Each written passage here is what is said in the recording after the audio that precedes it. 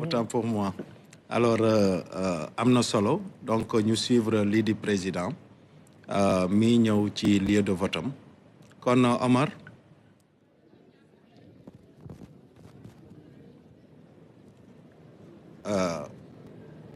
Omar bu fekkee ne yaa ngi ñuy dégg donc ñi gis nañ ne ci image yi. soxna njiitu réew mi. wàcc na njiitu réew maa ngi noonu Aminata. waaw Marie Khone Faye mi ngi noonu ànd ak borom këram moom nag moom njëkk a voté foofee nga xam ne moo di centre Codé Ndiaye bu Ndiaganiao bañ fa jógee nag la ñu ñëw fii nga xam ne nag moo di centre Ndiandiaye ba tey ci Ndiaganiao ñaari centre yi daanaka soriwul ndax ay simili rek lañ def ngir yegsi ci bërëb bi ñu ngi noonee nag ñoom ñaar ñëpp sol lu weex tàll ngir ñëw wote si lu weex nag buñ ko solee léeg-léeg ñu tooñ sax ne jàmm la ñu woote. macha allah donc gis nga ay mots yuy ñëw la. yar ak teggin. jàmm am na solo. donc Omar Gningue bu fekkee yaa ñuy dégg ñu bàyyi la kàddu gi. oui Issa Thioro jërëjëf kon yegsi nañu ci centre de vote Ndiandiaye président de la République Bassirou Diomaye Faye ànd ak soxnaam. ngir rek ñëw voté fii ci Ndiaganiao bureau de vote numéro 2 nag foofu la jëm nii foofu la ñuy dugg kon mu def vote bi nga xam ni moom la ñëpp di xaar comme ni ko soxnaam dafee léegi fële ñëw rek présenté wu après mu tànn bulletin wam dem ci isoloir bi choisir après ñëw déposer ko ci urne yi donc mi ngi noonu président de la république di dugg si ci bureau de vote numéro 2 ñu dalal ko waaw kii moom dafa naa mooy c'est partie des observateurs observateurs de la CEDEAO si je ne m'abuse vous me rectifierez Issa Thioro Gueye donc il est en train de saluer les membres du bureau. Après, voilà, la procédure va se poursuivre. Il va donc donner sa pièce d'identité. Voilà, et puis la procédure de vérification. Bassirou Diomaye Diakhar Faye, né le 25/3/1980 à Ndiandiaye. Voilà, vérification faite, il est donc autorisé à aller choisir ses bulletins et ensuite mettre ça sous enveloppe et se diriger dans l'isoloir pour après venir déposer dans l'urne. kon mi ngi noonu njiitu réew mi di jël di tànn ay bulletins om toll nag ci ñeent fukk ak benn waaye yoon may na ko mu jël rek juróom ak lu topp lu mu néew kon juróom waaw mi ngi noonu dem na ci isoloir bi ngir choisir bulletin am bu mu ko defee ba pare nag si lay ñëw ci isoloir bi déposer ko jour la CEDEAO c'est ça. Les droits africains, voilà. Donc j'étais en train de vérifier entre-temps l'observateur qui a accueilli le président de la République. Précisez, vous êtes du Cameroun. Du Cameroun. Oui. De quelle structure? Coordination des experts électoraux africains. Coordination des experts électoraux. Voilà. Voilà, donc c'est bien fait. Le président est en train de se diriger vers l'urne. Voilà, mi ngi noonu kon di déposer enveloppe ci urne bi. Voilà, c'est fait. Donc li ci topp mooy ñëw signer après dem def loxo bi ci encre indélébile bi. Voilà, donc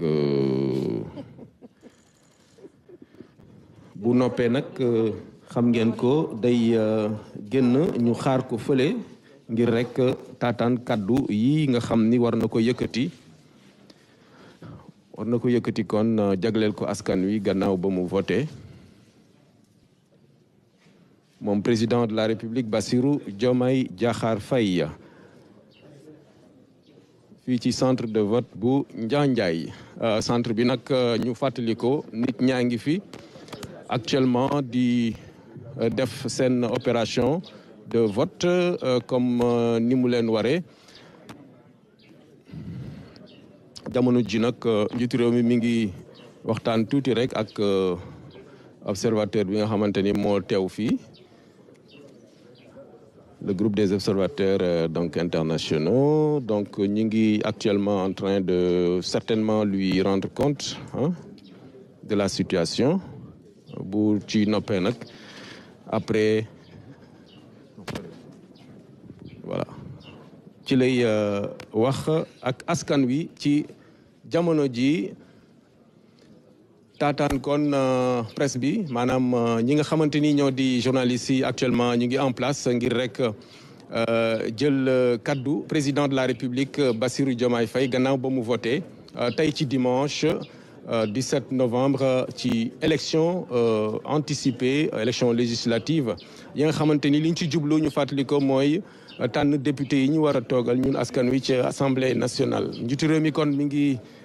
génn bureau bi ñu ngi koy xaarandi kon léegi rek du yàgg dara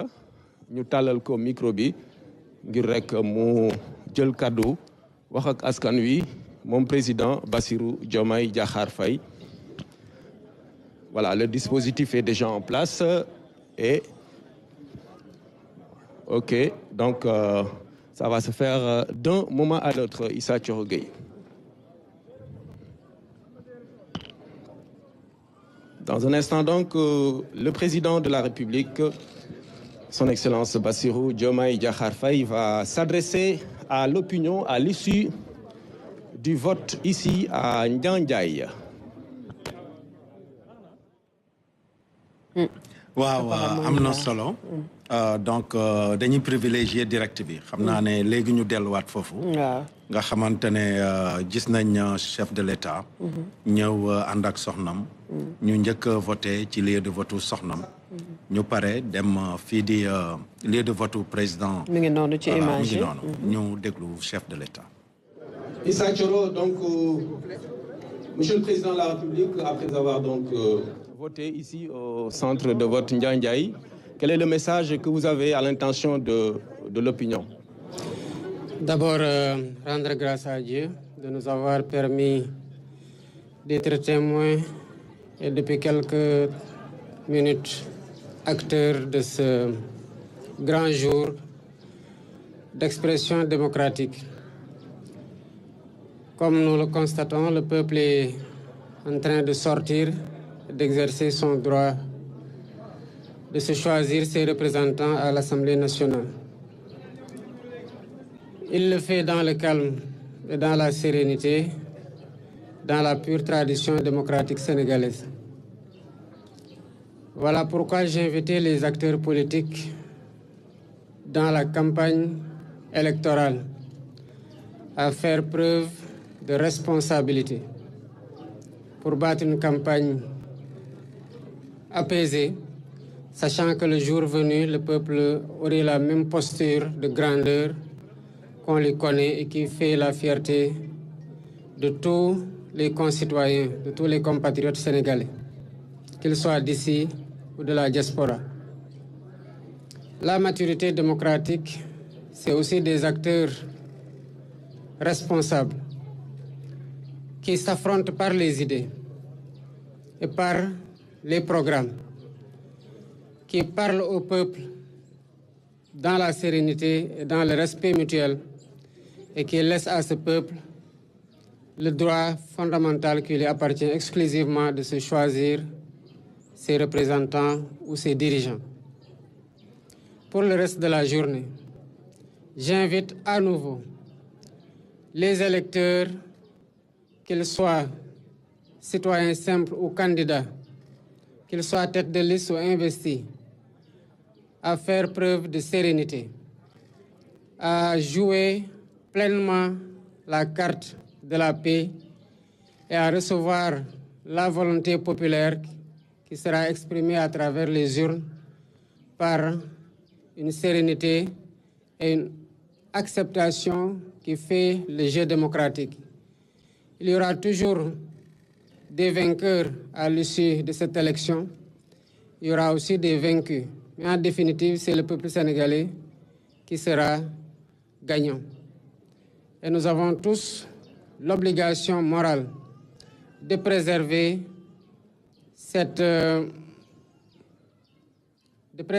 cette appréciation et ce jugement que la communauté internationale nous porte et qui est empreinte de respect, en ce sens que nous constituons une exception que nous devons à tout prix perpétuer génération après génération. yan kàddu nga yëkkati gannaaw ba nga voté fii ci Njaanjaay. di sant Yàlla bu baax gannaaw bu ñu mayee ñu fekkee ko tal ko ba matal suñu yéene mooy dem voté ji. niñ ko seetloo nag fii ak ci beneen centre bi ma àndoon ak soxna si madame la première dame sénégalais yaa ngi génn ci dal ak ci seen teyeefu bakkan di dem wone seen tànneef ci ñi nga xamante ne ñoom la ñu bëgg ñu teewal leen ci pencum ndaw réew mi nii nag sénégalais yàgg nañ ko doxale ndax am nañu mat gi te yàgg nañu wone ne saa yu élection jotee ak lu coow li bari dinañ dem ci dal ci jàmm dem wote ñi bi ndànk seen kër ci ngoon si ñu joxe résultat bi bët set ku ne demaat ci li nga nekkoon muy si ité loolu moo tax bu ñu doon dugg ci campagne électorale bi ma doon waxtaan ak ñi nga xamante ne ñoo nekk ci nguur gi ak ñoo nekk ci kujje gi te jiite ay liste électorale wala ñu am fu ñu féete te di ko fësal doon leen woo ñu nawlante mayante cër te tamit xam ne Sénégal gii ñoo ko moom te liñ ci bëgg a def ñu nekk ci kujje gi wala ñu nekk ci nguur gi duñ ko mën a motal lu dul ne dañ koy def ci jàmm ak ci dal gannaaw bu ñu yàlla mayee nag ñu am askan gu am dayo gu ñu am ci mat ak ci maturité démocratique xam lu mu bëgg te bés bu jotee mu fësal ko ci jàmm acteurs politiques yi nag ñoo war a góorgóorlu ba nekk ci niveau bi askan wi toll. loolu daf ñuy may bu ñuy dem campagne électorale ku nekk nga dem ci jàmm waxtaan ak askan gi ci jàmm fësal sa programme askan gi déglu ñëpp bu bés bu jotee mu doxal nu mu faral di doxale bés bii tey nag bés bu am solo la ci démocratie sénégalaise ndax fee nga xamante ne foofu la ñuy xëccoo pour dem te muy yoon du xëccoog ñaawoo du xëccoog xiiroo du xëccoog ŋaayoo waaye noonu la war a demee ndax ku ne dafa yëkkati loxo ne damaa bëgg a teewal askan wi nag moom baat bi mooy jox ku ko neex foofu li ñu fay doxal dafa am solo soo xam ne tànneef bii nii buñ ko defee fii juróom at yi di ñëw bu soobee yàlla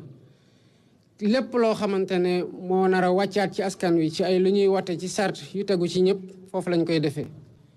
ni ñuy wattoo tamit ñi nga xamante ne fal nañu leen am na juróom-ñetti weer ci gannaaw muy président de la république ak ñu mu àndal foofu lañ koy defee kon assemblée nationale bërëb gu am solo la ba buñ fa dee tànneef gi war na doon tànneef goo xamante ne gannaaw déglu programme la gannaaw seetlu ndax ay ndaw la ñoo xamante ne bu ñu leen yónnee duñu leen mën a woowaat ñu dellusiwaat ñu remplacer leen tànk jama ngi am te tànk ak diir gi ñu leen appal matul kon li may ñaan ñi nga xamante ne ñoo nekk di wote am fu ñu féete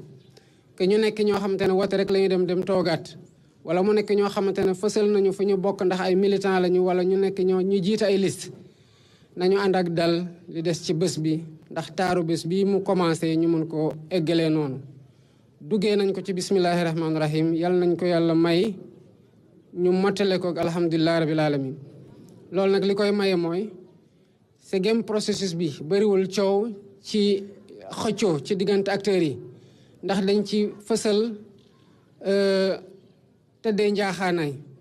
lépp lu ci nit waroon am ci àq jox nañ ko ba mu mat ni ma ko diggee woon ne dinañ am ay élection yu régulière yu démocratique ak yu transparente matal nañ ko ba fi ñu toll nii li ci des nag mooy ku nekk respecté sa àqu moroom ba luy fëse ci urne yi ci mbañ gàcce yi ñu xam ne askanu Sénégal lii la tànn te nuñ koy tànnee noonu nag gannaaw dañuy wax ne le peuple est souverain maanaam askan wi moom baat bi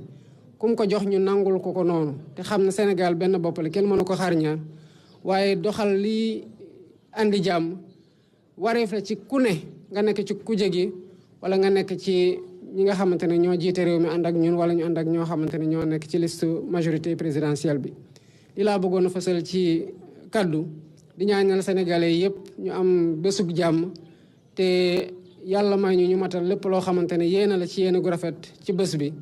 ba nuñ koy defee saa su ne ñu koy bàkkee Afrique te ñu am responsabilité générationnelle tamit perpétuer ko maanaam fësa wéyal ko yàlla may ñu matal ko incha allah rabbi te loolu rek mooy li ñuy sàkku ci ñëpp ñoo xamante ne ay acteurs lañu ci bés bi muy bés bu mag ci démocratie sénégalaise. jërëjëf monsieur le président. Donc waaw. Merci beaucoup.